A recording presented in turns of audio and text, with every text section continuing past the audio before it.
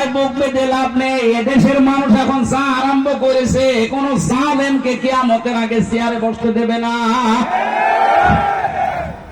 কেন বসতে দেবে না? আমি ওই কথা তোলার জন্যই কিন্তু লোক নবীর কাহিনী বলেছিলাম।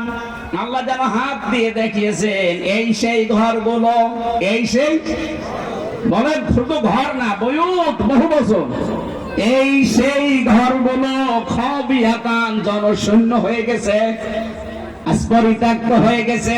বিমা যালামু, এদের জুলুমের কারণে। কারণ যেখানে বসে জুলুম করা হয়, জুলুমের ষড়যন্ত্র করা হয়, দুর্বিসন্ধি করা হয়, ওই জায়গাটা আল্লাহ অভিশপ্ত করে দেয়। আপনি তাকান, আগস্টের 5 তারিখের বিকাল 5টা বাজতে বাজতে বাংলাদেশের 630টা থানায় যত জালেমের বাড়ি আর ঘর ছিল সব আল্লাহ পরিত্যক্ত করে দিয়েছে। আমার কুষ্টিয়ার হানিফের বাড়ির দিকে তাকান, ওটা এখন জাতীয় টয়লেট। কথা বলছেন না কেন?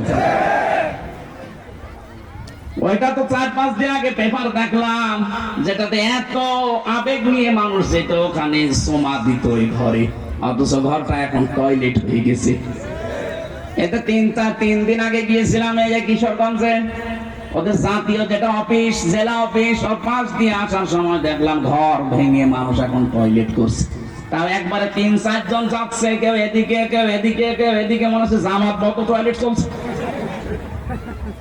আল্লাহ এটা এমনি করেছে। আমার ওই যে কাবা শরীফে যাওয়ার পরে পেটে ব্যথা হয়েছিল, আবু জেহেলের বাড়ি কাজ করার পরে পেটা ব্যথা ভালো হয়েছে। এই জালেমদের বাড়ি ঘর আমার মনে হয় আল্লাহ ঠিক ওই রকম করে দিয়েছে। কারো পেটে ব্যথা হচ্ছে, ওখানে যে কাজ করে আসছে।